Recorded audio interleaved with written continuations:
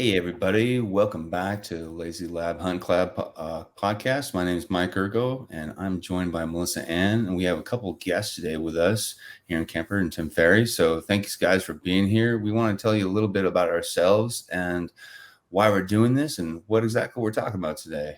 Melissa, welcome.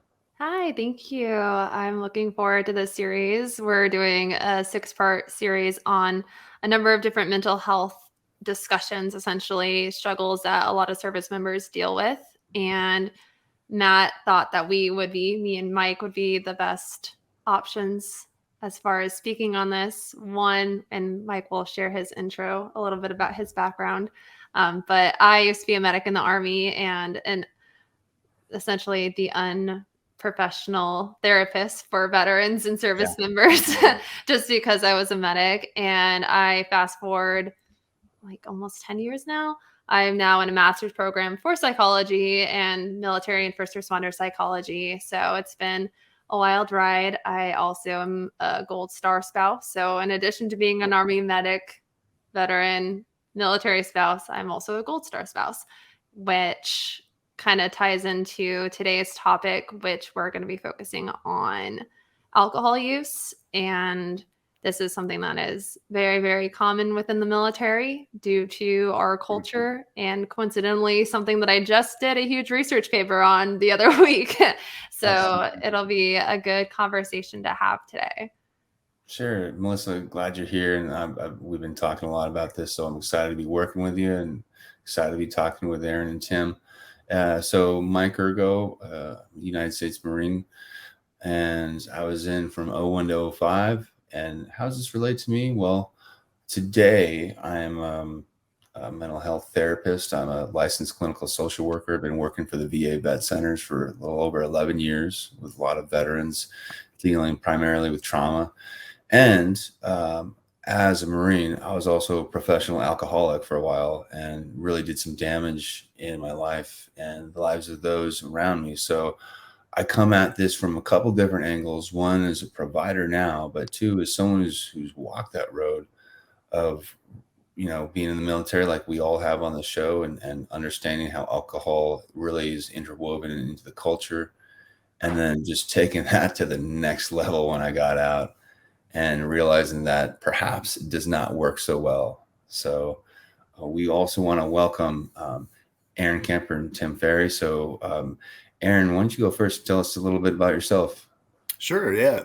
Got introduced to the Lazy Lab Hunting Club because I served with Matt. And I was in the Navy for 9 years active duty, about 11 years total, with some reserve service. Enlisted after 9/11 and got out back in 2012 and started working in medical devices. And so I studied mechanical engineering while I was on active duty, and kind of the nice transition out of the Navy into the real world. So I suppose on the topic of alcohol, yeah, just like you say, it was a part of the culture.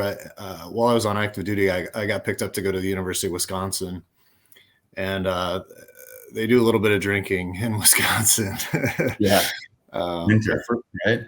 Yeah. When I first got there, within hours, there was Marines and sailors there, brought me out and invited me to have a chugging contest. And being from Northern California, I didn't really know how to chug beer, so I started sipping mine, and they just turned the glass upside down, and it was gone. So, had some good times, but over the last 11 years that I've been out, alcohol has become not just something fun to go out and do with friends. It's become a daily issue. So today, I'm 22 days sober today. Nice.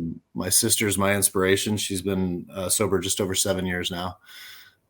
So I'm working through that, and I'm linked in with the VA's arts program. I'm sure, Mike, you're familiar with that. Yeah. So getting all the support for the last 11 years, I've really neglected my mental health, physical health, emotional health, spiritual health, all in the name of chasing big titles and climbing the corporate ladder. And I'm at a point now really that I am just in this amazing recovery and spiritual journey that I'd love to share with you and the rest of the folks that are listening. Awesome. Glad you're here. And Tim, welcome. Thank you, brother. 27 years in the Army, 19 of those active. I was Army chaplain. I got caught up in the drinking culture, trying to be the popular chaplain. I'm very new to sobriety as well. Been kind of struggling with finding a AA meeting or a support group in the last month. Yeah, that's kind of where I'm at. And yeah, it was great to be the cool chaplain that would go to the Army ball and drink with the soldiers, and it made you popular. But at the same time, I was medicating my own pain, my own PTSD. And so I got out June of last year. By God's amazing grace, I was able to retire honorably. Didn't deserve that, but that's why it's called grace, right? I've also been a mental health provider. I've got a master's in counseling as well as a master's in divinity. And I was insanely poor at self-care. Yeah. So I chose alcohol to self-medicate. Yeah. I think a lot of us did. A lot of us have, and I think you're in good company here, Tim. And I'll share just a little bit of background with me, and we'll go right into, why so many vets are using alcohol to cope with things.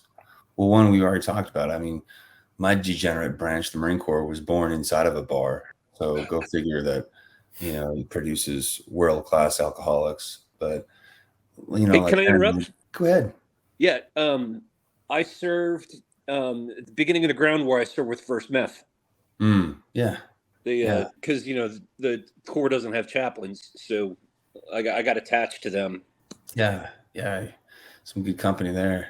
So the Army people used to really be mad at me for wearing my First Meth combat patch. Yeah, that's honor right there.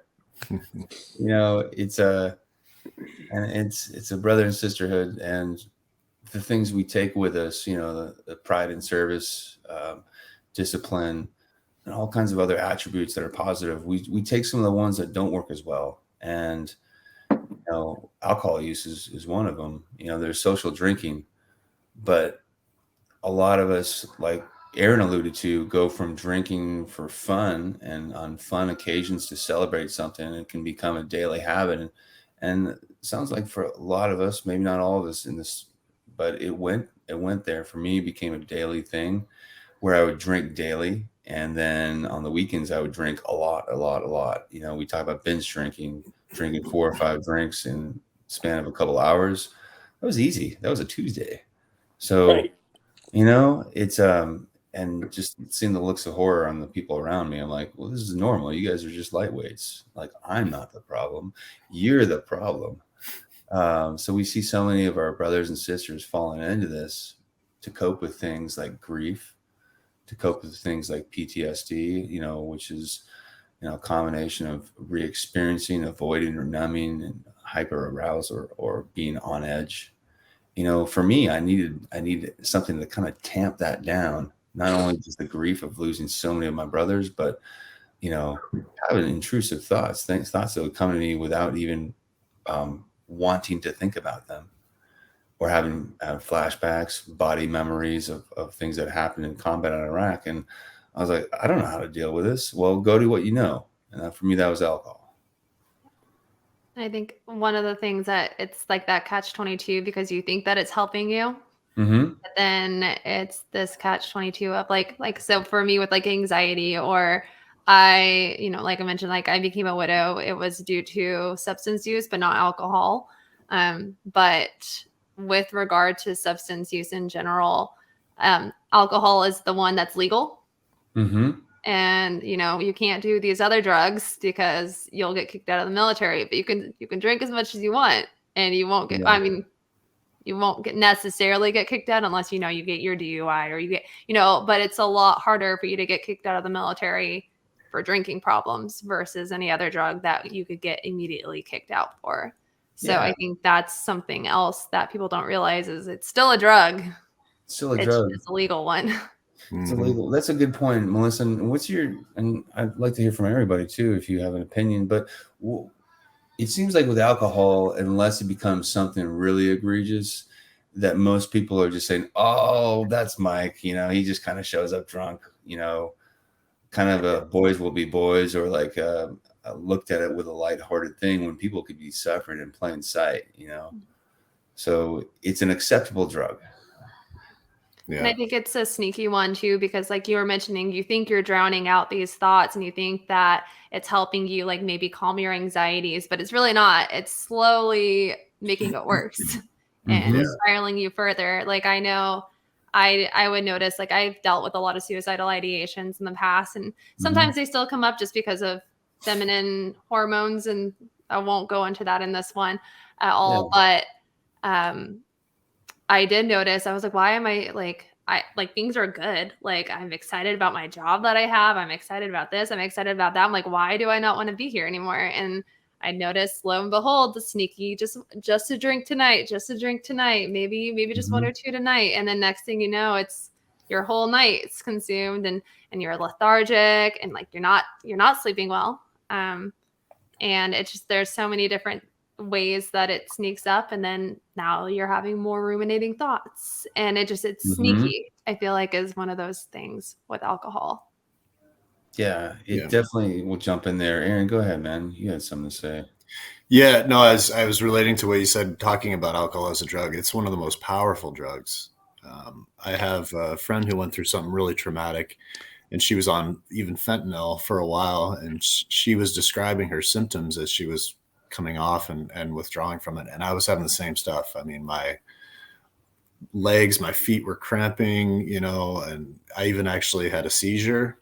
One time I tried to stop quick cold turkey and wasn't taking care of myself. And I mean, that was one of the scariest things in my life. I thought I was dying. I thought I was dead, actually. I laid down and seized, and luckily I woke up. But yeah, it's one of the most powerful drugs for sure. Yeah.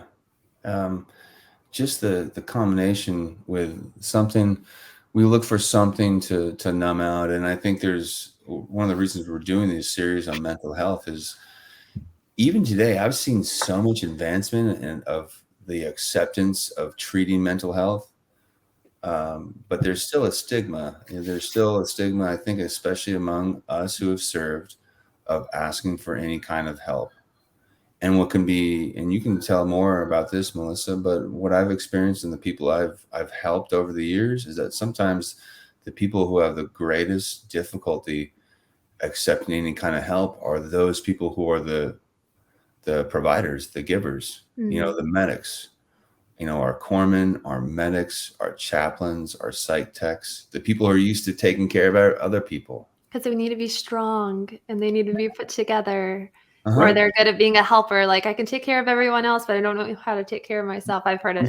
Deflect. Yeah, exactly. Yeah. I've heard it so many times.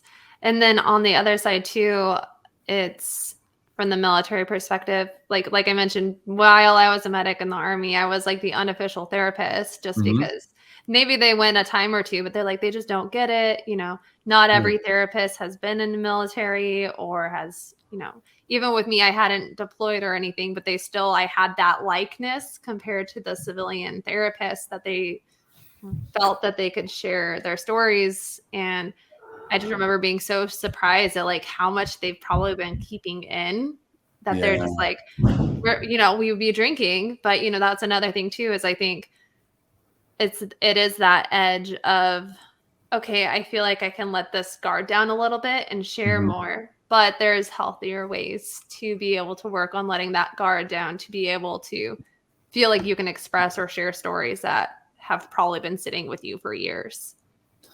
That's so true. I mean, we could talk for days, months, years about the disadvantages of using alcohol and how it affects you. You know, how it really doesn't help.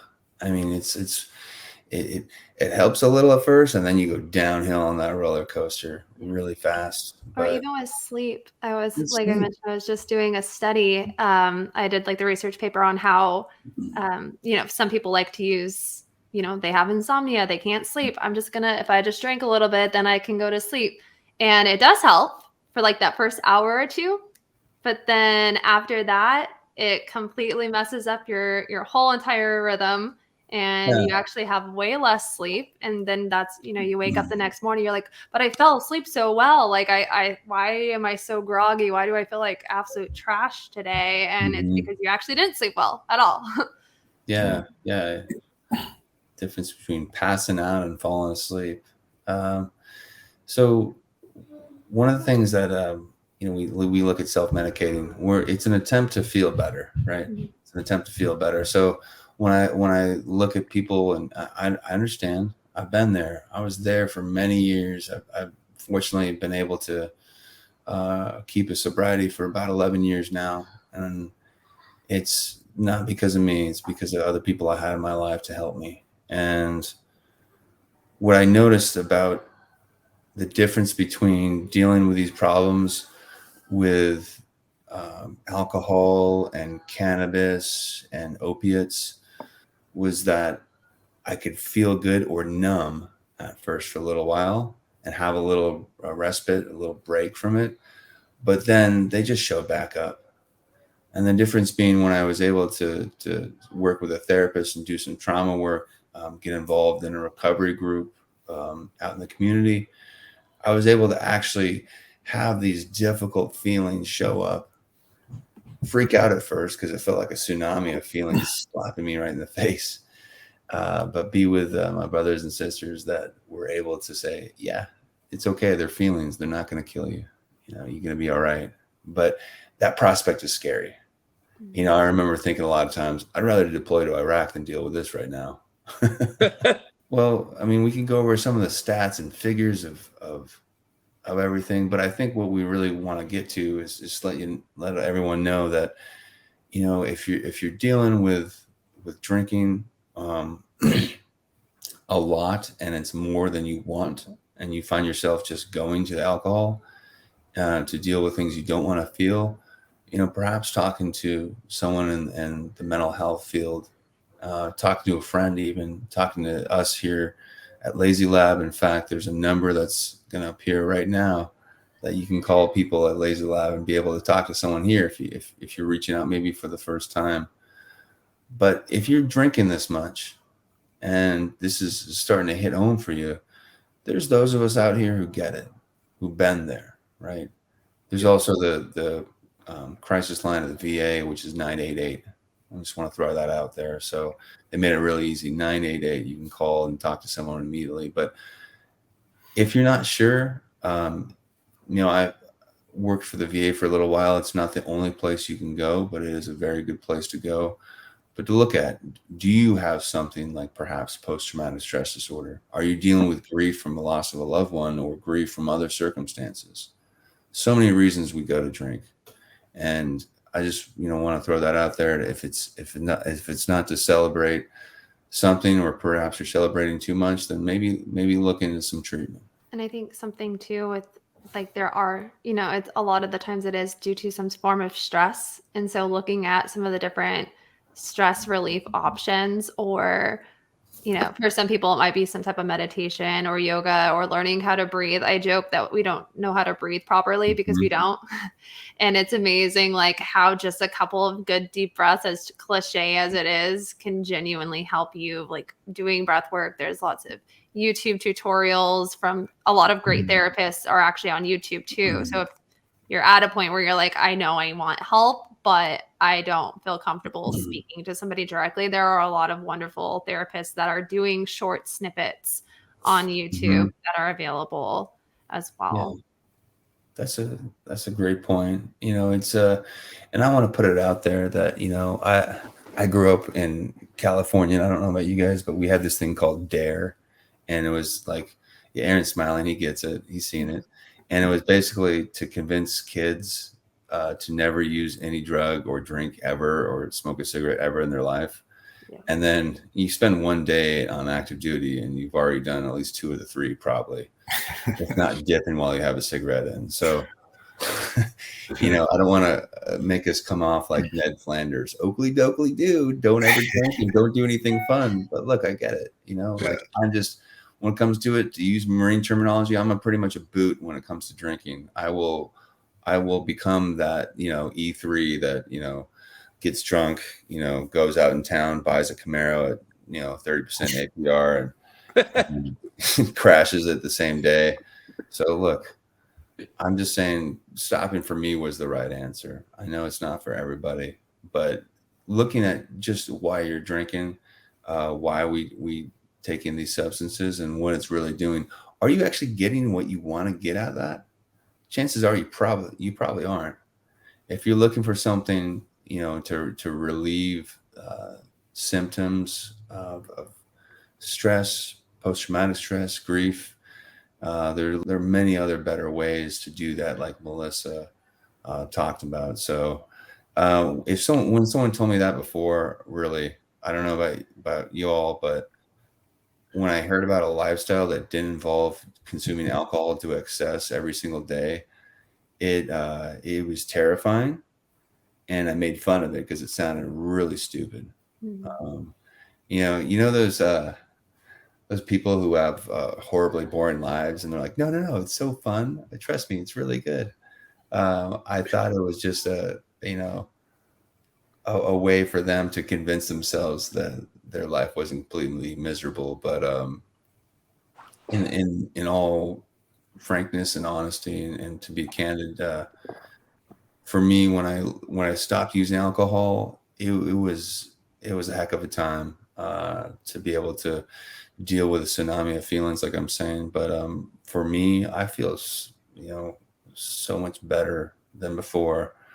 I don't do nearly as many dumb things now. I just do the regular dumb things, but I don't ramp that up to level 11. I know I'm the only sober counting person here. But so when you mentioned the whole, what was it, Ned Flanders? What's his name? Is it Ned Flanders? Ned Flanders, yeah. Yeah.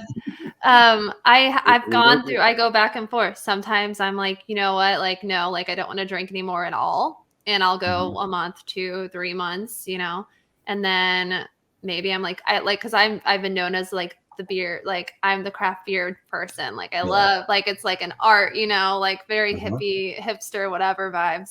But then sometimes I will notice, I'm like, okay, but do I actually like this? Or is it just because it's the atmosphere that I think I like? And especially if I haven't had a drink in a month, 2, 3, I go and have that beer. I'm like, this is not good. Or even wine. I'm like, what is this? And it's the alcohol. And I'm like, I don't like this at all. But then, you get used to it. And I think that's also that, again, going back to that sneaky aspect of drugs and alcohol and all the things, is when I go through those moments of not drinking at all, and then you go and have the drink again because you're not used to having it, or after I had my son, I had 9 months of sober, because I was pregnant, and I had a glass of wine. I was like, this is not what did I like about this? But I think going back to that, why are you having this? And it's not to say you can't, or you can, because we are adults and we get to make our own decisions, good or bad or neutral. But realizing am I drinking this to avoid something?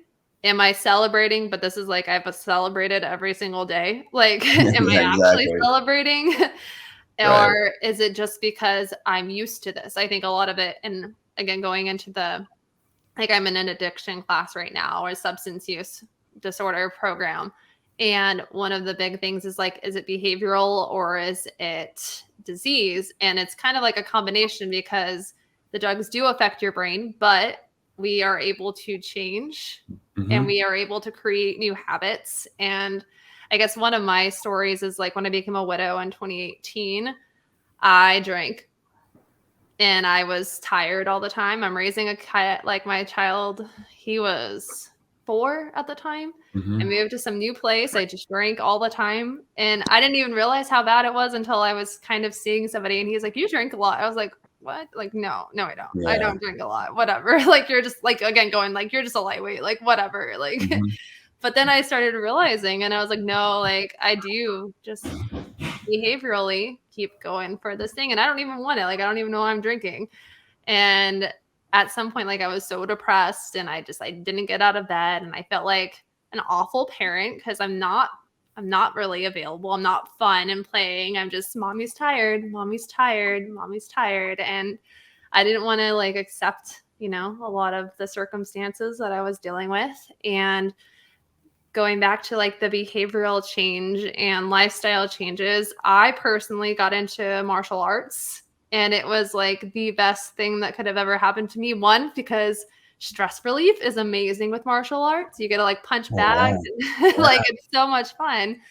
And two, I think it's this lifestyle change where it's like you make these subtle adjustments, and then you want to do better. Because if I have to be up at 7 o'clock or, you know, whatever time for this gym class, I don't want to be up drinking late, because then I'm going to feel miserable, and then I'm going to go to the gym and I'm not going to feel good. And it's like those subtle changes in your behavioral that will affect everything else. And I think it's also important to realize that like it does take time. You know, we have all of you are on your different stages of sobriety and how many days, or not even counting. I was just listening to an interview, and I forget who it is. She was like a really like popular newscast person, and she struggled with alcohol abuse. And she's like, it's so weird because like women don't tend to be known to be the alcoholics. It's generally stereotypically men. And she shared that one of her things is she doesn't count today I'm sober, and that's it. And I think there's this beauty, and almost in some people, maybe they don't want to jinx it, or, you know, maybe you feel guilty because, well, I did end up having a drink today. But today is a new day, and you can be sober today, or you can be sober for this hour, or you can be sober for, you know, whatever works for some people, may not work for others. And yeah, I think I like what you talked about martial arts, and I found my groove with endurance sports. I remember, so I'd stopped using everything I was using, and I had a friend give me for my 30th birthday, so about 10 years ago, gave me a registration to a half marathon for a birthday present. And I won't say the words on this show, what I said to him and in my head, but like I was like, this present sucks. And this sucks, man. Like I'm gonna have to like work out and get in shape to run 13 miles. So it was great because it harnessed my ego though. And so I was like, well, I can't wimp out. And so I was training for this thing, running. I just remember running around the corner, and for the first time in many, many, many years, I just noticed that I felt good. And it was the feeling I was chasing. It was the feeling I was chasing with every beer, with every shot. And I felt that without any alcohol or cannabis in my system or opiates. And it was so powerful, because I remember the exact corner I was going around by this church, and I just felt okay to be in my own body. And that was part of it for me, is I didn't feel good in my own body. I didn't feel good where I was. There's always some itch I had to scratch, something I had to do to get rid of how I was feeling. And I was like, oh, I can be here in this moment. I can be here right now. And that was such a concept that I think a lot of us can struggle with, is being here right now in this moment. Like there's nothing I had to fix. I could be here exactly how it was. And I mean, it changed something in my brain, in my being, where I could say, oh, if I can be in this moment, let's check out the next moment. Maybe I can be in that one too. Because conversely, what we can do is catastrophize, and we can say like, okay, it's this bad right now. I can't put up with this for another 5 minutes. What's it going to be like for an hour? What about another day, a week, a month, a year? And that's like, we see that a lot. If you got chronic pain, or if you got an injury, you're like, it hurts. I can't do this. And when we're hurting inside, we tell ourselves we can't do it. But there's so many other ways to be able to deal with that. And I think for a lot of us, like Melissa, you mentioned, it's moving the body. Mm-hmm. That's being okay with yourself exactly as you are in that moment. And I think going back to, I guess, that transition of the military, because I think a lot of service members struggle with depression a lot more and ideations after they get out of the service. And something that I've mentioned to a couple of veterans that they didn't put two and two together is when you're active duty, you're exercising every day, you're around people all the time. So the drinking can kind of be offset with all of the activity that you're doing. Whereas when you become a civilian again, or you transition to civilian lifestyle, 9 times out of 10, you're not working out anymore. You're not doing anything. You are just vegging, but you're drinking. So you're still drinking just as much as you did active duty, but you are getting no physical exercise at all. You're not getting any of those feel-good endorphins, like nothing. And so you don't have an offset anymore. Now you're just downhill. And and you're not around people. Yes, and you're not around people anymore. At least, I mean, I lived in the barracks, and like I had just people constantly come in my room. What are you doing? Hey, what's up? And it just like it was just that's how it was. Very getting a text, hey, come to the kitchen. I'm like, I don't want to. Like, leave me alone. But then when you're a civilian, you don't really have that, or you're trying to get reacquainted with like old family and friends, and it's just not necessarily the same. And because I was the only one who could hang, and everyone was a bunch of freaking lightweights, I was like, let's just hang out by myself and my dog and play video games and drink tequila straight out of the bottle. And that'll be great for everybody. And then, it never ended well. It was a great experiment though. I put in years and years of research and experiments, but all the data pointed to that did not work out well at all.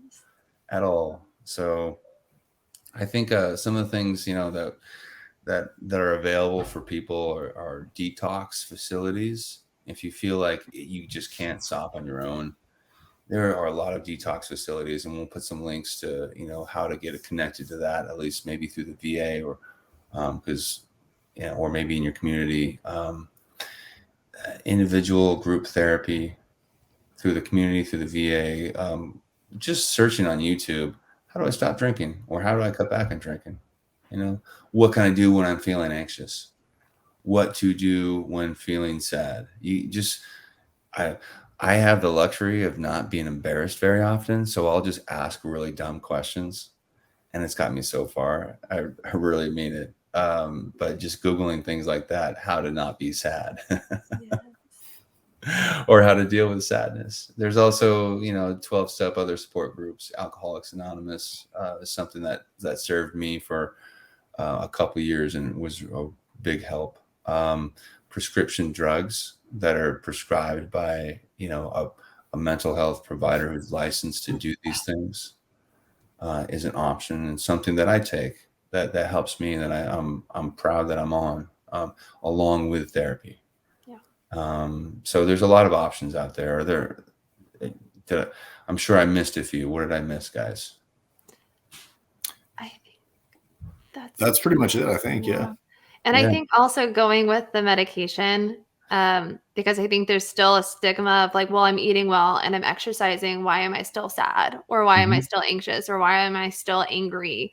And I think, Mike, if you wanted to share a little bit about that, because that was something that we had talked about over email. Because there's this whole stigma, well, if you just eat really well and if you just exercise, then you shouldn't need medication. And that's not always the case. It's not always the case. And that's a great point. And you can be doing many things right, but you can be carrying a heavy burden of trauma, or you can be carrying genetic predispositions like, depression. I struggle. I was diagnosed with bipolar depression a few years ago, and that explained a lot. While for no reason, I'd be really sad for a lot of times, and I kind of have this woe is me attitude. But it was just my brain was not able to take in the feel good chemicals endogenously or inside my body. So I needed something to help me, take in dopamine, serotonin, things like that, so I could do that. There's no fault. Just like people are born with limbs that aren't there or don't work, it's not their fault. It's not a moral condition. It's just sometimes you're born without those things, or things that don't operate in the ideal way. And so a prescription medication for me helps me, function like a normal person. Anyways, I think we about covered it, guys. Yeah, I think so. If there's any other. Yeah, so check out the numbers below, and I want everybody to feel like they can reach out. So remember 988 or the other number below here on our screen. You can check out, talk to someone at Lazy Lab.